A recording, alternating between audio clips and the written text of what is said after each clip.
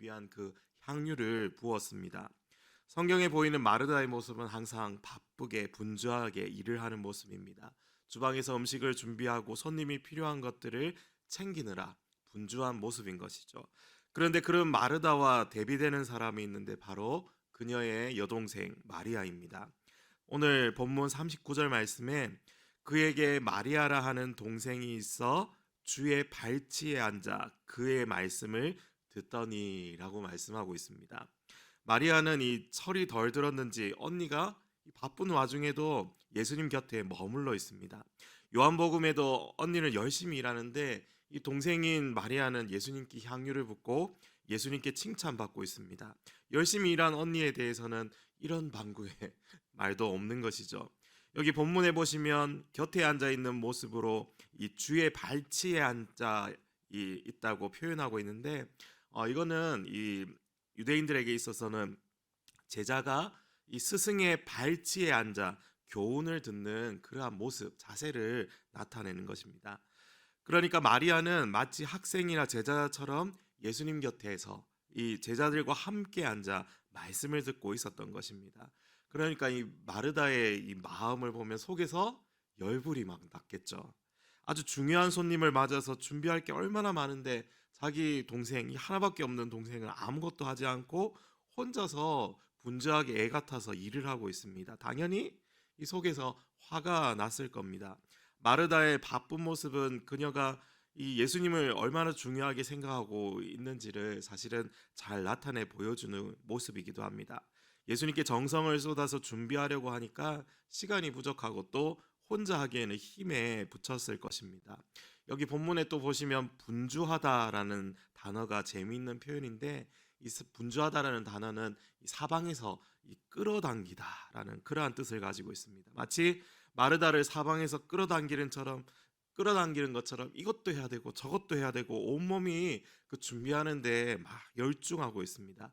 그런데 하나 있는 동생이 전혀 도와줄 생각을 하고 있지 않는 것이죠. 열이 받습니다. 재미있는 상상인지 모르겠지만 어쩌면 마르다는 마리아에게 몇 번이나 도와달라고 신호를 보냈을지도 모르겠습니다.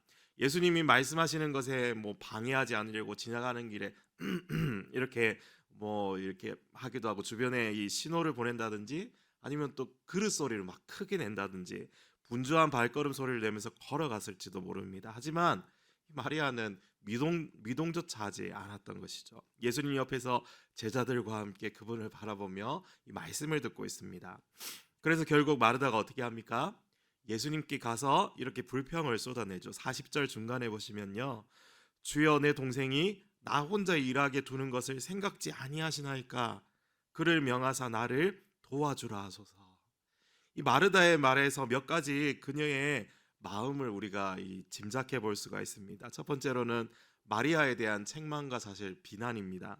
나는 이렇게 바쁜데 그걸 모른 척하는 마리아가 잘못이다 이렇게 이야기를 하고 있는 것이죠.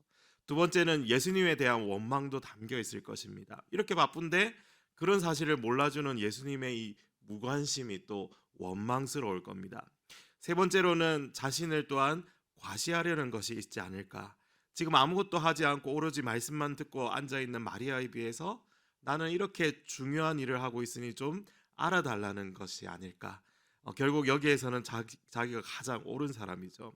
네 번째로 나도 마리아처럼 예수님 말씀을 듣고 싶은데 나는 이렇게 희생해서 섬기고 있다는 것입니다. 그러나 현실적으로 누군가 준비를 해야 하고 준비할 사람이 그냥 한 명밖에 없었던 것입니다. 아마 저같이 속이 좁은 사람이라면 삐쳐도 단단히 삐쳤을 겁니다. 그런데 예수님은 마르다의 이런 생각을 이미 다 알고 계시지 않겠습니까? 그녀의 생각이 옳지 않다는 것을 아셨기에 예수님은 즉시 마르다에게 이렇게 말씀하시죠. 우리 41절 말씀을 같이 한번 읽어보겠습니다. 주께서 대답하여 이르시되 마르다야 마르다야 내가 많은 일로 염려하고 근심하나. 예수님이 마르다의 이름을 두 번이나 부르고 있습니다. 이렇게 두 번이나 이름을 부를 때에는 예수님이 보통 안타까움을 표시할 때 그렇게 부르시곤 했습니다. 시몬아 시몬아 보라 사탄이 너희를 밀가부르듯 하려고 요구하였으나. 이렇게 말씀하시면서 닭 울기 전에 내가 세 번 예수님을 부인할 것이다 알려주셨던 장면이죠. 또 사울아 사울아 다메섹 도상에서 회심하시기 전에 바울을 예수님께서 안타깝게 부르셨습니다. 마르다야 마르다야 예수님은 두 번이나 그녀를 부르면서 그녀가 잘못 생각하는 부분을 말씀해 주십니다.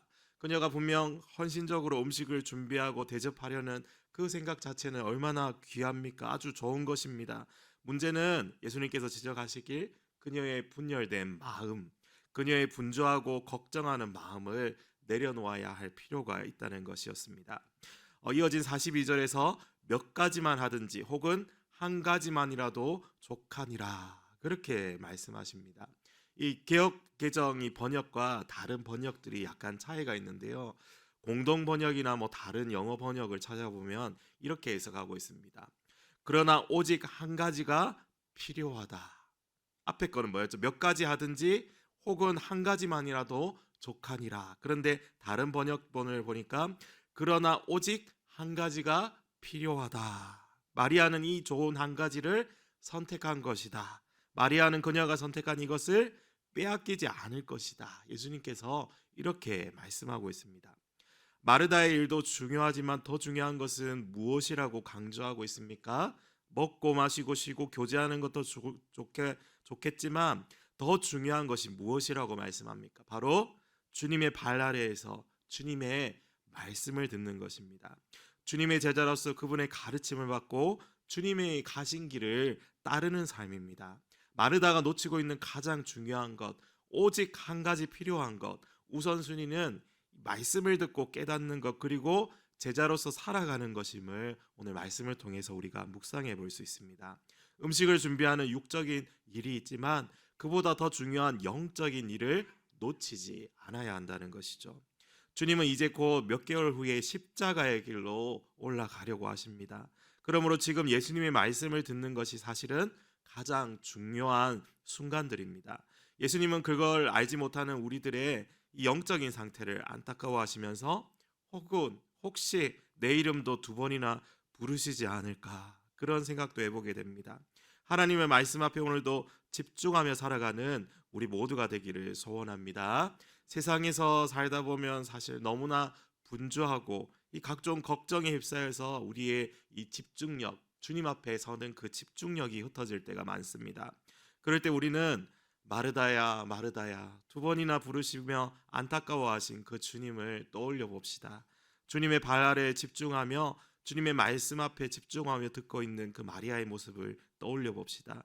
오늘 하루도 이 좋은 편을 택하였으니 빼앗기지 않으시는 저와 여러분 다 되시기를 주님의 이름으로 간절히 소망합니다. 우리 기도하겠습니다.